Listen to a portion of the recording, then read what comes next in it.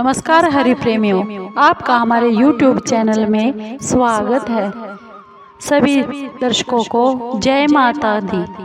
हरि प्रेमियों, कैसे हैं आप? उम्मीद है आप सब अच्छे होंगे। आइए आज का प्रसंग शुरू करते हैं। आज का प्रसंग है दुर्गा सप्तशती अध्याय 2। हरि प्रेमियों, अगर आप हमारे चैनल पर नए हैं तो प्लीज़ चैनल को सब्सक्राइब जरूर कर लीजिए और बेल आइकॉन को जरूर दबा लीजिए ताकि आप तक हमारे सारे नोटिफिकेशन पहुंचते रहे। हरि प्रेमियों, आपका एक भी सब्सक्राइब हमारे लिए बेहद मायने रखता है। हरि प्रेमियों, आइए सुनते हैं दुर्गा सप्तशती का दूसरा अध्याय। देवताओं के तेज से देवी का प्रादुर्भाव और महिषासुर की सेना का वध। महर्षि मेघा बोले, प्राचीन काल में देवताओं और असुरों में पूरे 100 वर्षों तक घोर युद्ध हुआ था। उनमें असुरों का स्वामी महिषासुर था और देवराज इंद्र देवताओं के स्वामी थे। इस युद्ध में देवताओं की सेना परास्त हो गई और इस प्रकार संपूर्ण देवताओं को जीत महिषासुर इंद्र बन बैठा। युद्ध के बाद हारे हुए देवता प्रजापति श्री ब्रह्मा को साथ लेकर उस स्थान पर पहुँचे जहाँ पर भगवान शंकर विराजमान थे।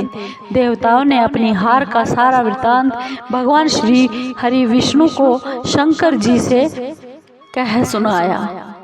अब देवता कहने लगे, हे प्रभु, महिषासुर सूर्य, इंद्र, वायु, अग्नि, चंद्रमा, वरुण, यम तथा अन्य देवताओं के सब अधिकार छीनकर सबका अधिष्ठाता स्वयं बन बैठा है। ने समस्त देवताओं को स्वर्ग से निकाल दिया है। समस्त देवता मनुष्यों की तरह पृथ्वी पर विचरण कर रहे हैं। दैत्यों की सारी करतूत हमने आपको सुना दी है। हम आपकी शरण में इसलिए आए हैं, आप उनके वध का कोई न कोई उपाय सोचिए। देवताओं की सारी बातें सुनकर भगवान श्री विष्णु जी और शंकर जी को दैत्यों पर बहुत क्रोध आया। उनकी भौहें तन गई और आंखें लाल हो गई और क्रोध में भरे हुए भगवान श्री विष्णु के मुख से बड़ा भारी तेज निकला और उसी प्रकार का तेज भगवान शंकर जी और ब्रह्मा जी, इंद्र आदि दूसरे देवताओं के मुख से प्रकट हुआ। फिर वह सारा तेज एक में मिल गया और तेज का पुंज यह ऐसे दिखाई देता था जैसे जाज्वल्यमान पर्वत हो। देवताओं ने देखा कि उस पर्वत की ज्वाला चारों ओर फैली हुई थी और देवताओं के शरीर में से प्रकट हुए तेज की किसी अन्य तेज से तुलना नहीं हो सकती थी। एक स्थल पर इकट्ठा होने पर वह तेज एक देवी के रूप में परिवर्तित हो गया और अपने प्रकाश से तीनों लोकों में व्याप्त जान पड़ा। वह भगवान शंकर जी का तेज था। उससे देवी का मुख प्रकट हुआ। यमराज के तेज से उसके सिर के बाल बने।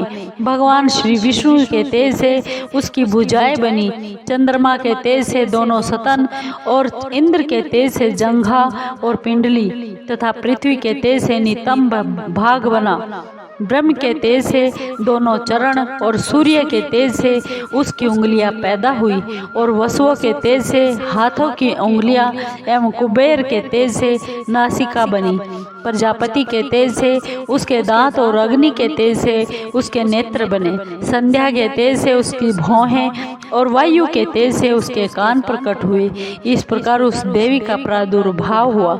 महिषासुर से पराजित देवता उस देवी को अत्यंत प्रसन्न हुए। देखकर भगवान शंकर जी ने अपने त्रिशूल में से एक त्रिशूल निकालकर उस देवी को दिया और भगवान श्री विष्णु ने अपने चक्र में से एक चक्र निकालकर माँ देवी को दिया। वरुण ने अपने चक्र में से एक चक्र निकालकर उस देवी को दिया। वरुण ने देवी को शंख भेंट किया। अग्नि ने इसे शक्ति दी।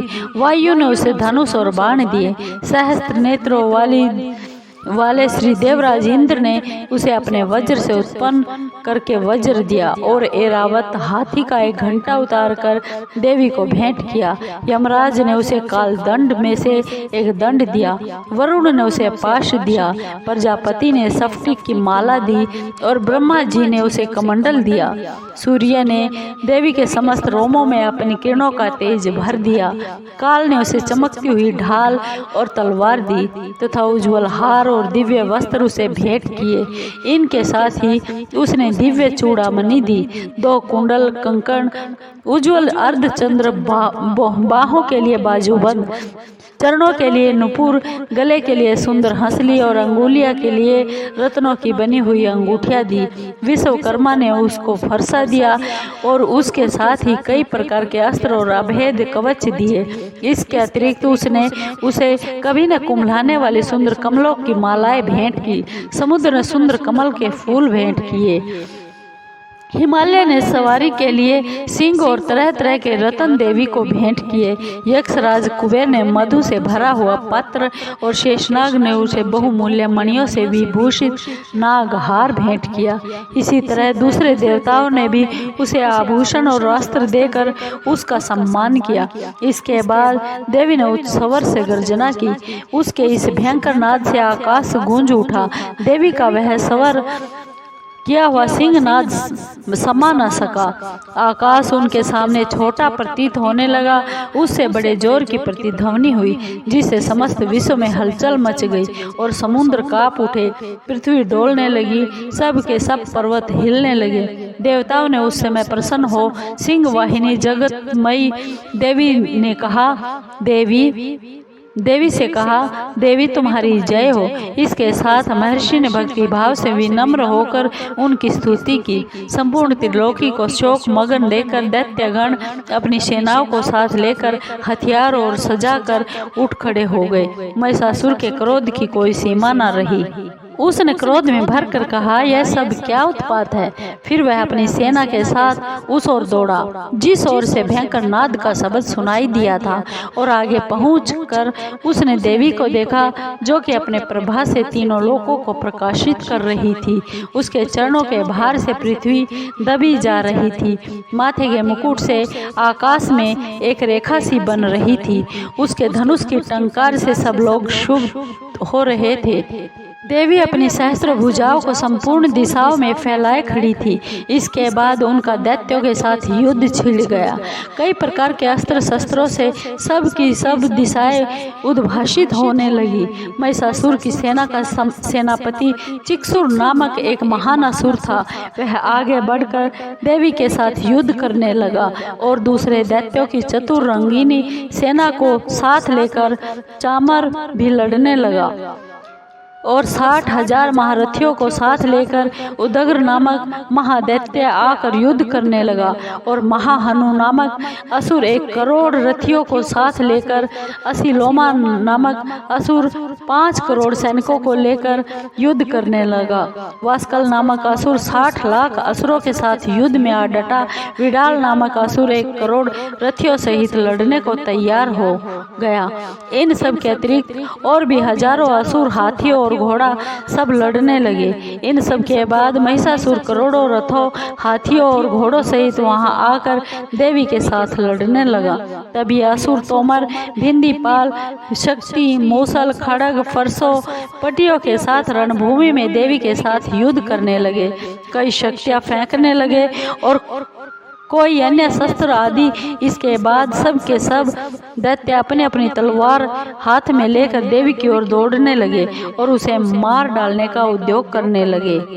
मगर देवी ने क्रोध में भरकर खेल खेल में उनके सब अस्त्र शस्त्रों को काट दिया।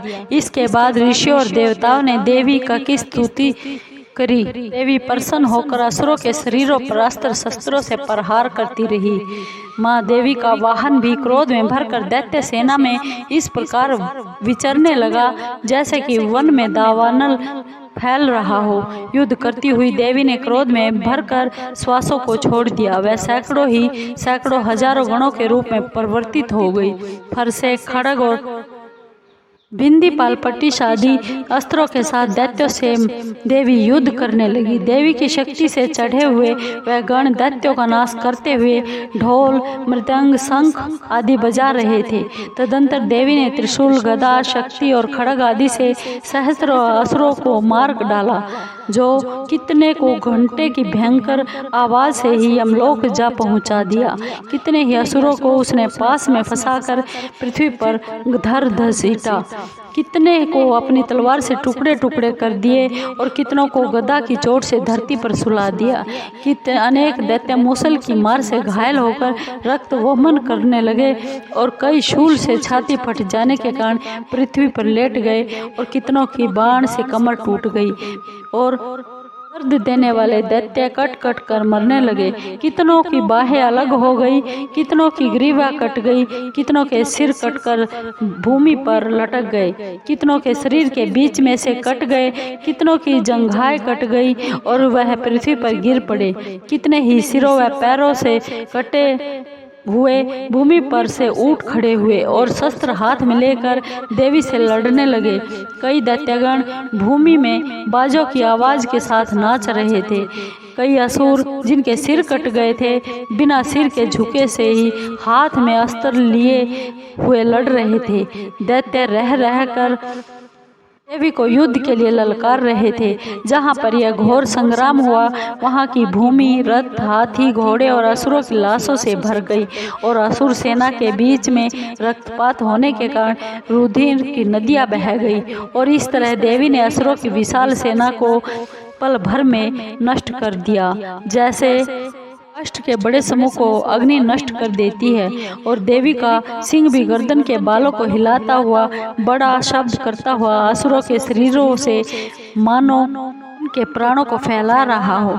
वहां देवी के गण जब दैत्यों के साथ युद्ध किया तो देवी ने प्रसन्न होकर देखा और देवताओं ने आकाश से उन पर पुष्प की वर्षा की। प्रेमियों, आपको ये दुर्गा सप्तशती का दूसरा अध्याय कैसा लगा? हरि प्रेमियों, अगर आपको माँ दुर्गा सप्तशती का दूसरा अध्याय अच्छा लगा हो तो प्लीज़ चैनल को सब्सक्राइब कीजिए, लाइक कीजिए, शेयर कीजिए और कमेंट जरूर कीजिए।